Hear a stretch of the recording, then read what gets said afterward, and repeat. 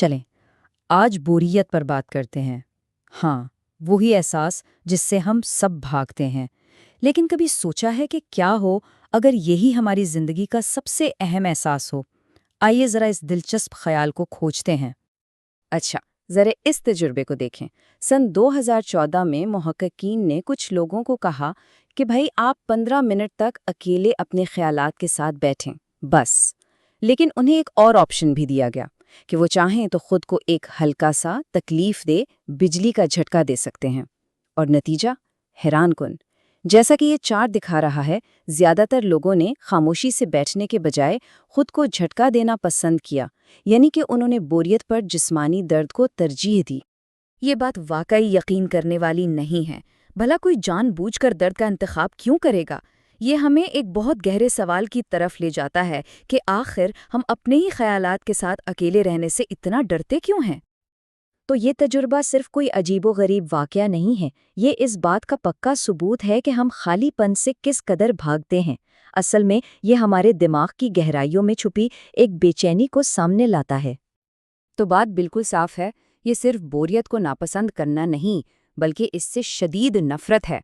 ہم اس خالی پن سے بچنے کے لیے کچھ بھی کرنے کو تیار ہو جاتے ہیں، یہاں تک کہ خود کو تکلیف پہنچانے کو بھی۔ لیکن یہیں پر ایک بہت بڑا تضاد سامنے آتا ہے۔ کیا ہو اگر جس چیز سے ہم اتنی شدت سے بھاگ رہے ہیں وہی اصل میں ہمارے لیے سب سے ضروری ہو؟ ہارورڈ کے ایک ماہر آرتھر بروکس کا دعویٰ کچھ ایسا ہی ہے۔ بروکس کہتے ہیں کہ اگر کوئی شخص کبھی بور نہیں ہوتا تو اس کی زندگی بے معنی ہو کر رہ جاتی ہے۔ اب یہ ایک چونکا دینے والا خیال ہے نا؟ ہماری فطرت، ہماری جبلت ہمیں بوریت سے دور بھاگنے پر مجبور کرتی ہے، لیکن بروکس یہ کہہ رہے ہیں کہ یہی دوڑ ہمیں نقصان پہنچا رہی ہے۔ اور یہاں یہ تضاد بالکل کھل کر سامنے آ جاتا ہے۔ ایک طرف ہمارا عام خیال ہے کہ بھائی مصروف رہو تو خوش رہو گے، لیکن دوسری طرف بروکس کی دلیل ہے کہ مسلسل مصروفیت ہمیں ایک گہری اور بامعنی زندگی سے دراصل دور لے جا رہی ہے۔ اچھا، تو اس تضاد کو سمجھنے کے لیے ہمیں سائنس کی مدد لینی پڑے گی۔ ہمیں یہ جاننا ہوگا کہ جب ہم کچھ نہیں کر رہے ہوتے تو ہمارا دماغ اصل میں کیا کر رہا ہوتا ہے۔ دیکھیں، جب ہمارا دماغ کسی کام میں مصروف نہیں ہوتا، مثلاً فون سکرول کرنا یا کسی سے بات کرنا، تو وہ بند نہیں ہو جاتا، نہیں، بلکہ اس کے برعکس دماغ کا ایک خاص حصہ ایکٹیویٹ ہو جاتا ہے۔ اسے کہتے ہیں ڈیفالٹ موڈ نیٹ ورک۔ اور یہی وہ جگہ ہے جہاں ہم خود کو سمجھتے ہیں، اپنی یادیں تازہ کرتے ہیں اور مستقبل کی منصوبہ بندی کرتے ہیں۔ تو آسان لفظوں میں سمجھیں کہ بوریت ایک چابی کی طرح ہے جو اس ڈیفالٹ موڈ نیٹ ورک کا دروازہ کھولتی ہے۔ جیسے ہی ہم خود کو کچھ نہ کرنے کی اجازت دیتے ہیں، ہمارا دماغ اپنے سب سے زیادہ تخلیقی اور خود کو جاننے والے موڈ میں چلا جاتا ہے۔ اب ذرا اس پر غور کریں، جب ہم ٹریفک سگنل پر انتظار کر رہے ہوتے ہیں یا کسی لائن میں کھڑے ہوتے ہیں تو یہ وہ بہترین لمحے ہوتے ہیں جب ہمارا ڈی ایم این ایکٹیویٹ ہو سکتا ہے، لیکن ہم کیا کرتے ہیں؟ فوراً فون نکال لیتے ہیں۔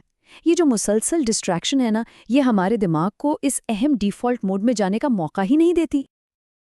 تو سوال یہ ہے کہ جب یہ default mode network on ہوتا بھی ہے تو آخر ہوتا کیا ہے، اور ہم فوراً اسے بند کرنے کی کوشش کیوں کرتے ہیں؟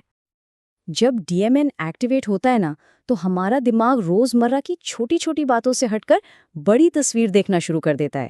وہ خیالات سامنے آنے لگتے ہیں جنہیں ہم دن بھر کی بھاگ دوڑ میں کہیں دبا دیتے ہیں، بڑے، گہرے اور ہاں، کبھی کبھی بے چین کر دینے والے سوالات۔ یہ ہمیں خود سے پوچھنے پر مجبور کرتا ہے کہ میری زندگی کا مقصد کیا ہے؟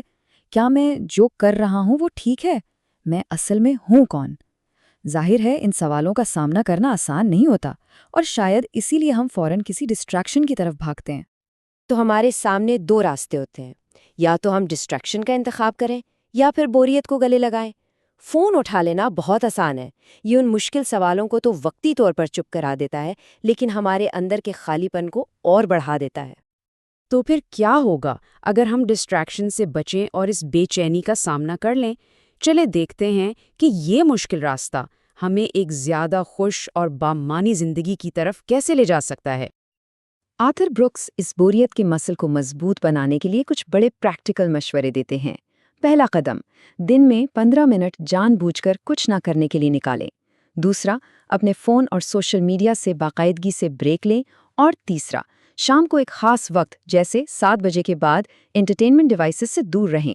یہ چھوٹی چھوٹی عادتیں بہت بڑی تبدیلی لا سکتی ہیں۔ اس کا ایک اور بہت بڑا نقصان بھی ہے۔